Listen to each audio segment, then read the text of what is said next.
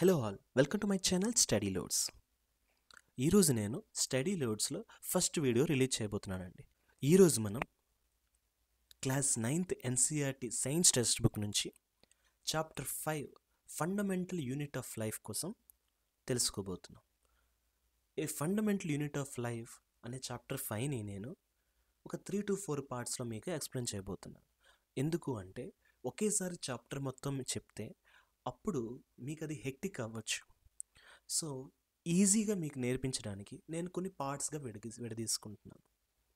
So ఇది part 1 of chapter 5, a fundamental unit of life. So ఈ చాప్టర్లో అంతా సెల్ కోసం చెప్పడం జరుగుతుంది. అసలు సెల్ అంటే ఏంటి, సెల్ని ఎవరు కనుక్కున్నారు, డెడ్ సెల్ని ఎవరు కనుక్కున్నారు, లివింగ్ సెల్ని ఎవరు కనుక్కున్నారు, సెల్ థియరీ అంటే ఏంటి, టైప్స్ ఆఫ్ సెల్స్ ఏంటి ఉన్నాయి, సెల్ షేప్ ఎలా ఉంటుంది, సెల్ ఫంక్షనింగ్ ఎలా ఉంటుంది, ఇవన్నిటి కోసం మనం తెలుసుకోబోతున్నాం. Okay, let's start the class.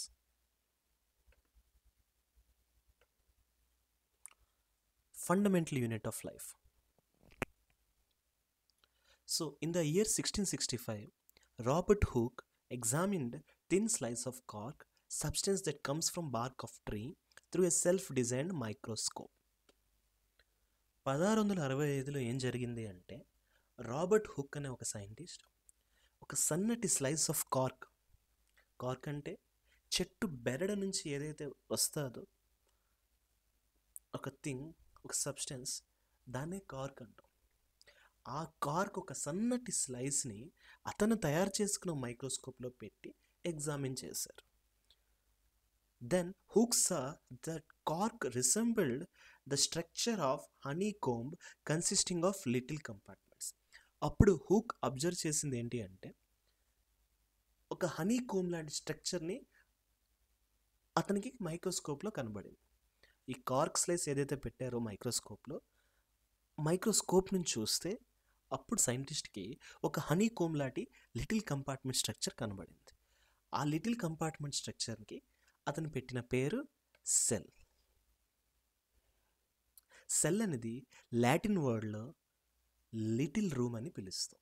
Okay, so అతను ఏంటి అబ్జర్వ్ చేశారు అంటే, ఏదైతే కార్క్ స్లైస్ పెట్టారో అది కంపార్ట్మెంట్స్లా కనబడ్డాయి. చూడండి, ఇక్కడ హనీకోంబ్ ఎలా ఉంది, ఇలా లిటిల్ కంపార్ట్మెంట్స్ హెక్సాగనల్ షేప్స్లో ఉన్నాయి. అలానే కార్క్ స్లైస్లో కూడా సన్నటి చిన్న రూమ్స్ కనబడుతూ వచ్చాయి. సో అందుకే అతను హనీకోమ్తో రిసెంబుల్ చేయడం జరిగింది. అలానే సో ఫాలోయింగ్ టెక్స్ట్ బుక్లో ఒక యాక్టివిటీ ఉంటుంది. ఆనియన్ కట్ చేసి ఆనియన్ పీల్ని మైక్రోస్కోప్లో పెడితే అప్పుడు ఆనియన్ పీల్కి ఒక స్లైసెస్ ఎలా ఉంటాయి. సో ఆల్రెడీ మీకు చూపించాను. సో ఇది ఆనియన్ పీల్ ఒక సెల్ స్ట్రక్చర్. సో చూడండి సెల్స్ ఎలా ఉన్నాయో, లిటిల్ రూమ్స్లా ఉన్నాయి.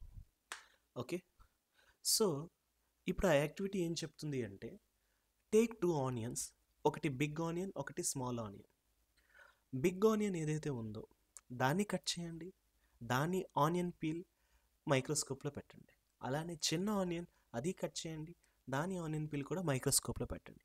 ఇప్పుడు మైక్రోస్కోప్లో ఎగ్జామిన్ చేస్తున్నప్పుడు వాటి ఒక సెల్ స్ట్రక్చర్ ఎలా ఉంది, బిగ్ ఆనియన్కి ఎలా ఉంది, స్మాల్ ఆనియన్కి ఎలా ఉంది, డిఫరెన్స్ ఉందా, సేమ్ ఉందా, అది తెలుసుకోవాలి. చూడండి, సో బిగ్ ఆనియన్ తీసుకున్నారు లెఫ్ట్ సైడ్.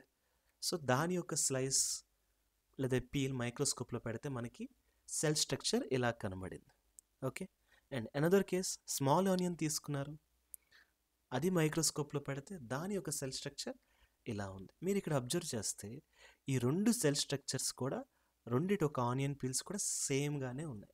సో దీన్ని బట్టి మనం ఏం చెప్పగలం, ఆనియన్ ఎంత పెద్దగా ఉన్నా ఎంత చిన్నగా ఉన్నా దాని యొక్క ఆనియన్ పీల్ ఒక సెల్ స్ట్రక్చర్ సిమిలర్గానే ఉంటున్నాయి. అంతేకాని పెద్ద ఆనియన్కి పెద్ద సెల్స్, చిన్న ఆనియన్కి చిన్న సెల్స్లా కాకుండా ప్రతి పీల్ కూడా ఈక్వల్గానే ఉంటుంది అని చెప్తున్నారు. Okay, what is a cell? Cell is a basic building unit.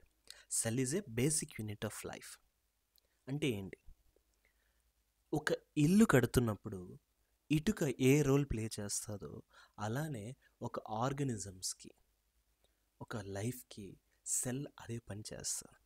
ఎలాగైతే ఇటుకలన్నీ కలిపితే ఒక ఇల్లు తయారవుతుందో అలానే సెల్స్ అన్నీ కలిపితే ఒక ఆర్గనిజం తయారవుతుంది. Either it may be living or non living. ప్రతి సెల్కి ఒక ఫంక్షన్ ఉంటుంది. That is what it's called, it is a structural and functional unit. So ఇటుకంతా కూడా ఒక స్ట్రక్చర్లో పెడితే స్ట్రక్చరల్, అలానే ప్రతి ఇటుకు కూడా ఒక్కొక్క ఫంక్షన్ ఉన్నట్టు అలానే సెల్కి ఒక స్ట్రక్చర్ ఉంటుంది. ప్రతి సెల్కి కూడా ఇండివిజువల్ ఫంక్షన్ ఉంటుంది. ఒక్కొక్క సెల్ ఒక్కొక్క ఫంక్షన్ చేసుకుంటుంది. సో ఇక్కడ మీరు చూస్తే సెల్ కనబడుతుంది, చూసారు కదా.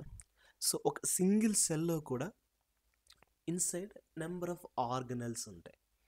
ఓకే, చిన్న ఆర్గన్స్ని ఆర్గనల్స్ అంటారు. సో ఏవైతే మీకు కనబడుతున్నాయి సెల్ లోపల అదంతా కూడా cell organelles. Okay, so cell అంటే ఏంటండి? Cell is a basic building unit and basic unit of life. It is a structural and functional unit also. So ఇప్పుడు మనం సెల్స్లో టైప్స్ ఏంటంటో తెలుసుకుందాం. So cells are basically classified into two types. One is unicellular and another one is multicellular. So cells అనేది రెండు రకాలుగా విడదీయడం జరుగుతుంది. ఒకటి unicellular, మరొకటి multicellular. Unicellular అంటే ఏంటి? సింగిల్ సెల్తో తయారైతే దాన్ని యూనిసెల్యులార్ అంటారు. మల్టీసెల్యులార్ అంటే ఏంటి? Number of cells. ఓకే, ఇందాకలే మీకు చెప్పిన ఎగ్జాంపుల్లో ఒక ఇల్లు అంతా కూడా సింగిల్ ఇటుకతో తయారు చేస్తే, ఒక హౌస్ అంతా కూడా సింగిల్ ఇటుకతో తయారు చేస్తే దాన్ని యూనిసెల్యులార్ అంటారు. ఒక హౌస్ అంతటిని కూడా ఎన్నో ఇటుకలతో తయారు చేస్తే, మల్టిపుల్ ఇటుకలతో తయారు చేస్తే దాన్ని మల్టీసెల్యులార్ అంటారు. సేమ్ ఎగ్జాంపుల్స్ ఇక్కడ కూడా మీరు ఆర్గనిజమ్స్ దగ్గర కూడా అప్లై చేయండి. ఆర్గనిజం అంతా కూడా సింగిల్ సెల్తో తయారైతే అది యూనిసెల్యులార్, ఆర్గనిజం అన్నీ కూడా మెనీ సెల్స్తో తయారైతే అది మల్టీసెల్యులార్. సో చూడండి, యూనిసెల్యులార్ అంటే ఏంటి? ఇప్పుడే చెప్పాను మీకు. Whole organism is made up of single cell. Example amoeba, chlamydomonas, paramecium and bacteria. So ఇలా ఉంటాయండి యూనిసెల్యులార్ ఆర్గనిజమ్స్. ఓకే, ఈ యూనిసెల్యులార్ ఆర్గనిజమ్స్ అంతా కూడా సింగిల్ సెల్ తోటే తయారవుతుంది. అందుకే వీటిని యూనిసెల్యులార్ అని మనం పిలుస్తాం. Okay, next one, what is multicellular? Many cells group together in a single body, each cell have different functions. So మీకు ఆల్రెడీ చెప్పాను, ఎక్కువ సెల్స్ గ్రూప్ టుగెదర్ ఒక బాడీగా ఫామ్ అవుతాయి. సో ఒక బాడీ అంతా కూడా నెంబర్ ఆఫ్ సెల్స్తో తయారయ్యి అండ్ ఒక్కొక్క సెల్కి ఒక్కొక్క ఫంక్షన్ ఉంటాయి. అలాంటి ద ఆర్గనిజమ్స్ని మనం మల్టీసెల్యులార్ ఆర్గనిజమ్స్ అంటాం. Example fungi, plants and animals. So ఇక్కడ చూడండి, ఫంగీ అంటే మష్రూమ్, ప్లాంట్, ట్రీస్, యానిమల్స్ ఇవేవైతే ఉన్నాయో అన్నీ సెల్ తమ ఫంక్షన్స్ చేసుకుంటే ఇవి లైఫ్ లీడ్ చేయగలవు, లేదా లైఫ్ అనేది అబ్రప్ట్గా ఎండ్ అయిపోతాయి. ఓకే, సో ఇక్కడ వరకు మీకు అర్థమైంది అనుకుంటాను. Next, so what is a cell theory? So తర్వాత కాన్సెప్ట్, సెల్ థియరీ అంటే ఏంటి? All plants and animals are composed of cells and that the cell is a basic unit of life. So అన్ని plants and animals సెల్స్తో తయారై ఉంది. Cell అనేది basic unit of life అని అంటున్నారు. అగ్రీ, ఇంతవరకు మనం అదే చదువుకుంటూ వచ్చాం. అయితే ఈ కాన్సెప్ట్ ఎవరు ఇచ్చారు అంటే మనకి, it was given by Schleiden and Schwann. So Schleiden and Schwann అనే ఇద్దరు సైంటిస్టులు ఈ థియరీ ఇవ్వడం జరుగుతుంది. ఈ థియరీకి కొంచెం ఎక్స్పెండ్ చేశారు విర్చోవ్ అనే scientist 1855. Cells divide to produce cells of their own kind. ప్రతి సెల్ కూడా తనకు తానే డివైడ్ అయ్యి సేమ్ కైండ్ ఆఫ్ సెల్స్ని ప్రొడ్యూస్ చేసుకుంటారు. సపోజ్ ఒక 10 సెల్స్ ఉన్నాయనుకోండి, ఈ 10 సెల్స్ మళ్ళీ ఓన్గా ఇంకొక 10 సెల్స్ని ప్రొడ్యూస్ చేసుకుంటారు, సేమ్ సిమిలర్ టైప్. దాన్నే మనం గ్రోత్ అంటాం. చిన్నప్పుడు మనం పుట్టగాన మన చేతులు చిన్నగా ఉంటాయి, పెరిగే కొద్దీ చేతులు పెద్దగా అవుతున్నాయి. అంటే అర్థం ఏంటి? అప్పటి వరకు హ్యాండ్లో ఉన్న సెల్స్ ఏవైతే ఉన్నాయో అవి తక్కువ ఉన్నాయి. ఆ తర్వాత పెరిగే కొద్దీ హ్యాండ్ సెల్స్ ప్రొడ్యూస్ అవుతూ ఓన్గా ప్రొడ్యూస్ అవుతూ ఆ సెల్స్ ఇంక్రీజ్ అవుతాయి. సెల్స్ ఇంక్రీజ్ అవ్వగానే ఆటోమేటిక్గా టిష్యూ ఎన్లార్జ్ అవుతుంది, టిష్యూ ఎన్లార్జ్ అవ్వగానే ఆర్గన్ ఎన్లార్జ్ అవుతుంది. అలాగా మనకి హ్యాండ్ పెద్దగా అవుతుంది. అర్థమైంది అనుకుంటా ఎగ్జాంపుల్. అలానే all cells thus comes from pre existing cells. ప్రతి సెల్ కూడా ఏదైతే వస్తుందో అది ముందు ఉన్న ప్రీ ఎగ్జిస్టింగ్ సెల్ నుంచే వస్తుంది, కొత్తగా రావట్లేదు అని చెప్పారు. సో స్కీల్డ్ అండ్ స్కాన్ ఏం చెప్పారండి, cell is a basic unit of life అని చెప్పారు. అండ్ ప్లాంట్స్ అండ్ యానిమల్స్ అన్నీ కూడా సెల్స్ తోటే తయారయ్యాయని చెప్పారు. ఆ థీరీని కొంచెం ఎన్హాన్స్ చేసి ఎక్స్పెండ్ చేసి విర్చో ఏం చెప్పారంటే సెల్స్ అనేది తమనట్టు ఓన్ కైండ్ ప్రొడ్యూస్ సెల్స్ని ప్రొడ్యూస్ చేస్తుంది, ఓన్ కైండ్ ఆఫ్ సెల్స్ని. అలానే ప్రతి సెల్ కూడా ముందు ప్రీ ఎగ్జిస్టింగ్ సెల్స్ నుంచే పుట్టుకొస్తారు తప్ప కొత్తగా ఏం సెల్ కూడా రాదు అని చెప్పారు. This is what it is called cell theory. మీ అందరికీ క్లియర్గా అర్థమైంది అనుకుంటున్నాను. Next one, shape and size of cell. Cell యొక్క షేప్ అండ్ సైజ్ ఎలా ఉంటుంది, ఫిక్స్గా ఉంటాయా, చేంజ్ అవుతూ ఉంటాయా తెలుసుకుందాం ఇప్పుడు. Shape and size of cells are related to specific cell function they perform. Shape and size of cell దేని మీద డిపెండ్ అవుతుందండి, ఏ ఫంక్షన్ ఏదైతే పెర్ఫామ్ చేయబోతుందో, ఏ పని అయితే చేస్తుందో ఆ పనికి తగ్గట్టు దాని యొక్క షేప్ అండ్ సైజ్ అనేది ఉంటుంది అని చెప్తున్నారు. So shape and size of cells అనేది ఎలా ఉంటాయి అంటే కొన్ని కండిషన్స్లో ఫిక్స్గా ఉంటాయి, కొన్ని కండిషన్స్లో చేంజ్ అవుతూ ఉంటాయి. For example some cells change shape, కొన్ని సెల్స్ షేప్ని చేంజ్ చేసుకుంటూ ఉంటుంది. ఎగ్జాంపుల్ అమీబా అని ఒక ఆర్గనిజం ఉంది. ఎలా ఉంటుంది అమీబా, చూడండి ఇలా ఉంటుంది, ఒక థాలస్ స్ట్రక్చర్లో ఎటువంటి ప్రాపర్ షేప్ లేకుండా ఉంటుంది.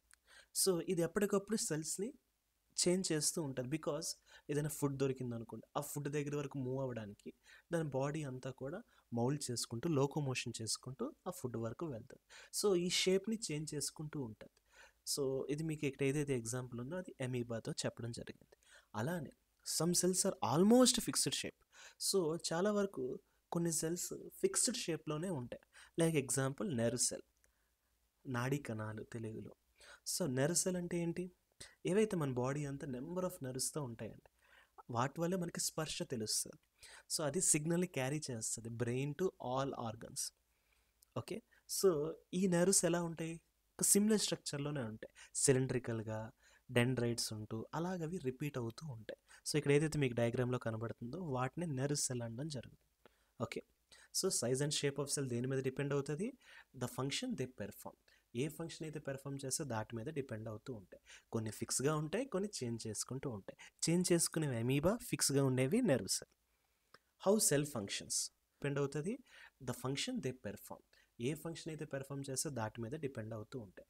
కొన్ని ఫిక్స్గా ఉంటాయి, కొన్ని చేంజ్ చేసుకుంటూ ఉంటాయి. చేంజ్ చేసుకునేవి అమీబా, ఫిక్స్గా ఉండేవి nerve cell. How cell functions ఇక్కడ మనం ఎగ్జాంపుల్తో తెలుసుకుందాం. సో టెక్స్ట్ బుక్లో ఎలా చెప్పారు అంటే హ్యూమన్ బాడీలో ఎలాగైతే ఒక్కొక్క ఆర్గన్కి ఒక్కొక్క ఫంక్షన్ ఉంటుందో, సో ఇక్కడ చూడండి లంగ్స్ ఉన్నాయి. లంగ్స్ ఆక్సిజన్ని తీసుకొని కార్బన్ డైఆక్సైడ్ వదలడానికి హెల్ప్ చేస్తుంది. అలానే హార్ట్ ఉంది, హార్ట్ పని ఏంటి, బ్లడ్ని పంప్ చేస్తుంది. అలానే లివర్ ఉంది, లివర్ పని ఏంటంటే బైల్ జ్యూస్ని సిక్రెట్ చేస్తుంది.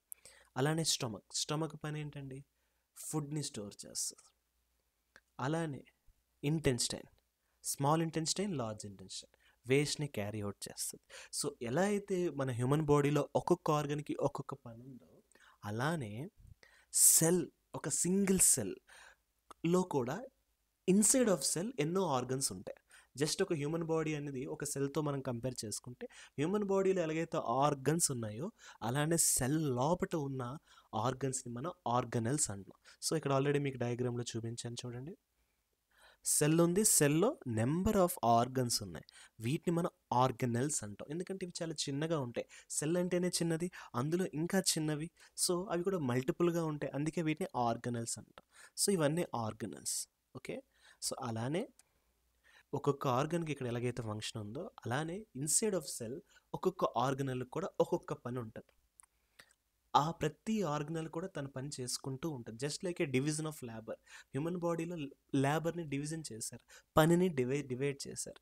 లంగ్ అనేది ఒక లేబర్, హార్ట్ అనేది ఒక లేబర్, లివర్ అనేది ఒక లేబర్. అలానే సెల్లో కూడా ఒక్కొక్క ఆర్గనల్ ఒక్కొక్క లేబర్గా చేస్తుంది. సో లేబర్స్ ఏం చేస్తారు, పనిని పంచుకుంటారు. అలానే వీళ్ళు కూడా పనిని పంచుకుంటారు. సో సెల్లో ఉన్న ఆర్గనల్స్ అన్నీ కూడా తమ తమ పనుల్ని పంచుకుంటారు. త్రూ సిమిలర్ ఒక్కొక్క ఆర్గనల్స్. ఫర్ ఎగ్జాంపుల్ మైటోకాండ్రియా ఒక పని చేస్తుంది, రైబోజోమ్ ఒక పని చేస్తుంది, లైసోజోమ్ ఒక పని చేస్తుంది.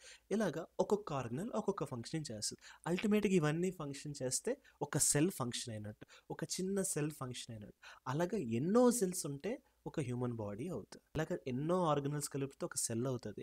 ఇలాగ ఎన్నో సెల్స్ కలిపితే ఒక టిష్యూ అవుతుంది. ఇలాగ ఎన్నో టిష్యూస్ కలిపితే ఒక ఆర్గన్ అవుతుంది. ఇలాగ ఆర్గన్స్ ఎన్నో కలిపితే ఒక బాడీ అవుతుంది. సో అదే అండి హైరార్కీ, అది క్లాసిఫికేషన్. ఓకే, సో ఇది cell function. So functions of cell. Functions of cell ఏం చెప్తుంది అంటే, each living cell has a capacity to perform సెటైన్ basic functions. So ప్రతి లివింగ్ సెల్ కూడా కొంత కెపాసిటీ ఉంటుంది బేసిక్ ఫంక్షన్స్ని పెర్ఫామ్ చేసేలాగా. హ్యూమన్ బాడీలో ఎలాగైతే ఆర్గన్స్ ఒక్కొక్క ఆర్గన్ ఒక్కొక్క పని చేస్తుందో, ఇన్ ద సేమ్ వే ఒక సింగిల్ సెల్లో కూడా కొన్ని సెటైన్ స్పెసిఫిక్ కాంపోనెంట్స్ ఉంటాయి. అవి కూడా తన పనులు చేసుకుంటూ ఉంటాయి. అలాగ అవన్నీ కలిపితే ఒక సింగిల్ సెల్ అని మనం పిలుస్తాం. ఓకే, సో ఇదండి ఫంక్షన్స్ ఆఫ్ సెల్. సో ఈరోజు మనం ఏం నేర్చుకున్నాం, అసలు సెల్ అంటే ఏంటి, సెల్ని ఎవరు కనుక్కున్నారు. సో ఇక్కడ కూడా బేసిక్లీ మీకు చెప్పాల్సింది ఉంది. సో డెడ్ సెల్ కనుక్కుంది రాబర్ట్ హుక్, లివింగ్ సెల్ కనుక్కుంది యాంటోనియా లీవెన్ హుక్.